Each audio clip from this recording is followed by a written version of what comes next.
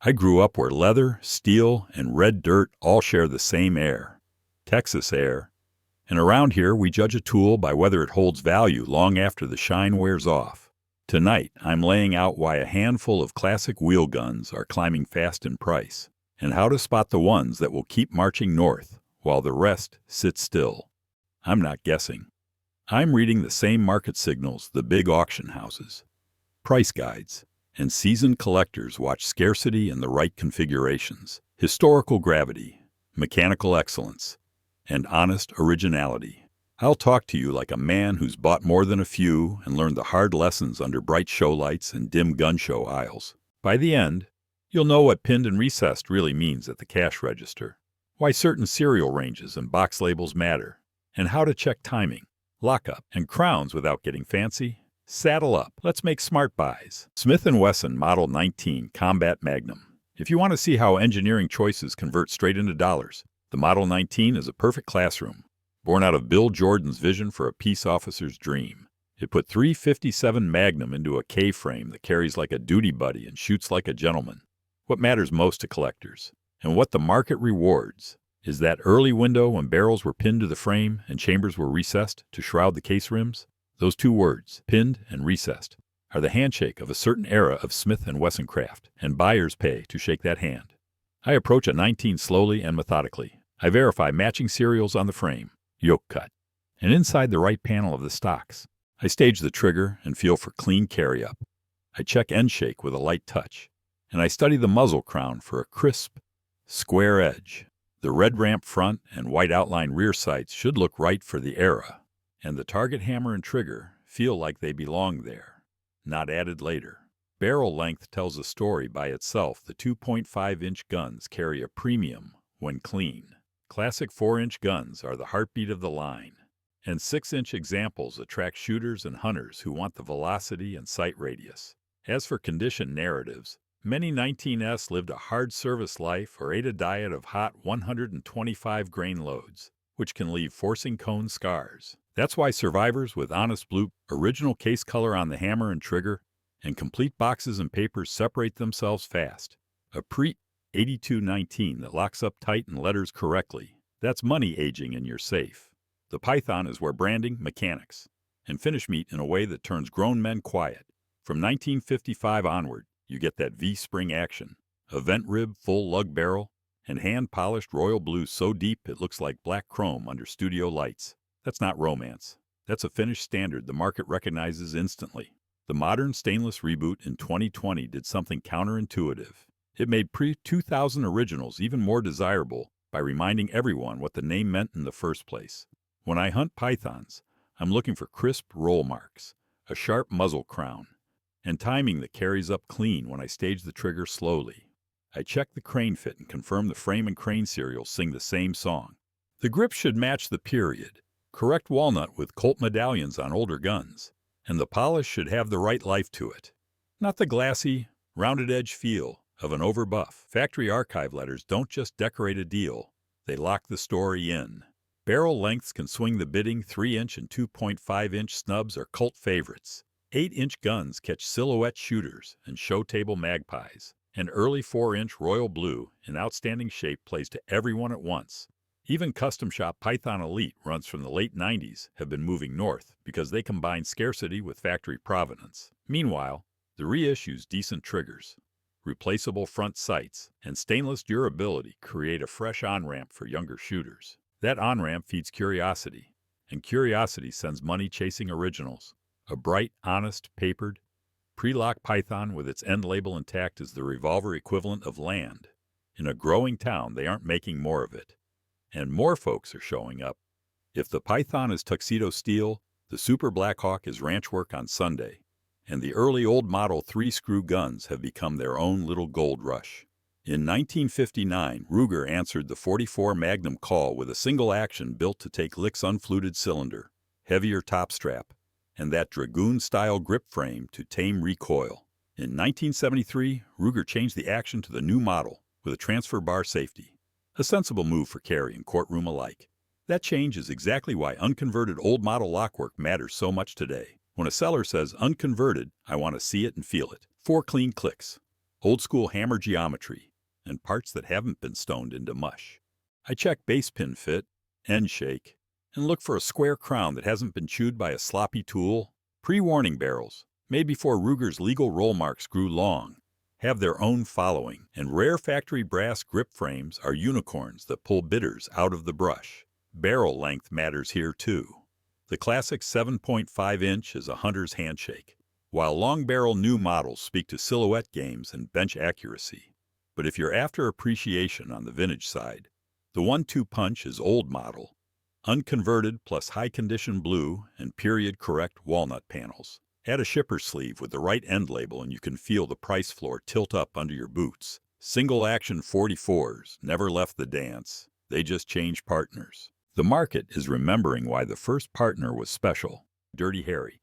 1971 didn't invent the Model 29, but he handed it a microphone the size of a megaphone. Under the celebrity is a serious end-frame 44 Magnum launched in 1955 with deep blue, optional target hammer and trigger, and the now fabled pinned and recessed architecture that S&W carried through the 29-2 era. That combination, big bore performance wrapped in a distinctly American finish, creates a pricing ladder where every rung has its crowd. Here's how I climb that ladder without slipping. I check the top strap for flame cutting from hot loads and inspect the forcing cone for erosion. I measure cylinder gap and slowly stage the trigger to confirm clean carry up into lock. I want matching serials in the usual places, and I want the details that say born together, not married later. Coke bottle target stocks with correct football relief, a red ramp, white outline sight set that fits the time, and a 2-piece presentation case with tools that match the label. Nickel can dazzle and draw its own audience. Blue in high condition is timeless and commands quiet respect. The 29-2 sits in the sweet spot for many of us because it straddles performance and heritage. Later endurance package upgrades improve durability for sustained 44 pounding, great for shooters. Neutral for collectors unless you're buying to burn powder. Stainless 629 interest has a funny way of helping folks discover the platform in stainless, then start looking backward. A boxed, papered, pinned, and recessed 29 that locks up like a bank vault is the kind of piece you brag about once and smile about for years. There's a different kind of hush when a true first-gen Colt single-action Army hits the table. You're not just holding a revolver, you're holding a piece of 19th century America, the kind of artifact that remembers dust and cavalry. Between 1873 and 1941, Colt built SAAs that went everywhere this country went, on saddles, in holsters, and across frontiers that still echo. The market responds accordingly. And then it responds again if the paperwork sings. I've seen beautiful turn into too smooth the moment I study a cylinder seam that's been buffed nearly flat. I've seen screws rounded by the wrong screwdriver and firing pin bushings swapped for modern ideas that don't belong. That's why I slow down with these and let the gun tell me its age serials should match on frame. Trigger guard and backstrap. Roll marks need to be correct for Hartford. Yugoal inspected cavalry pieces live in a different price universe. Provenance is the cheat code. A factory letter tying the revolver to a shipment, a unit, or a known figure moves a number by thousands without changing the steel one bit. Condition can't be faked easily, but stories can. So I cross-check stories with letters, invoices, and any period photos or records I can find. For newer collectors, late first gen with honest patina and strong mechanics is a smart entry because the lessons you'll learn handling, disassembling, and caring for an original SAA are lessons you will use everywhere else. Get one right, and you'll understand why these keep making six-figure headlines. This isn't nostalgia. It's American heritage priced accordingly. Smith Wesson 629. Stainless practicality. Collector gravity where the Model 29 is tuxedo blue, the 629 is hard-use stainless. And that material choice matters in the real world. Stainless holds its looks longer in holsters and brush, which means high-condition survivors exist. But the market still distinguishes ruthlessly between pre-lock examples with the right boxes, tools, and paperwork, and later guns without the magic. My eyes go straight to three flavors. The Lou Horton 3-inch round butt snub is a carry cannon with just enough scarcity to turn heads. The classic DX models, with accuracy guarantees and test targets, feel like a quiet flex from the factory. Proof, not promise. And the mountain gun trims weight with a lighter barrel profile, making a 44 you can actually carry across real country. All three have different audiences, and that's good for values, because each buyer shows up with a purpose. Inspection remains inspection. I slow roll the trigger for clean carry-up, measure end shake, study the top strap for cutting, and check the forcing cone for abuse. Barrel length and roll marks should match what that end label says. And stainless or not, a square crown is non-negotiable. As hunters and backcountry folks revisit big-bore wheel guns for honest work, they rediscover the 629, then start reading backward into the line.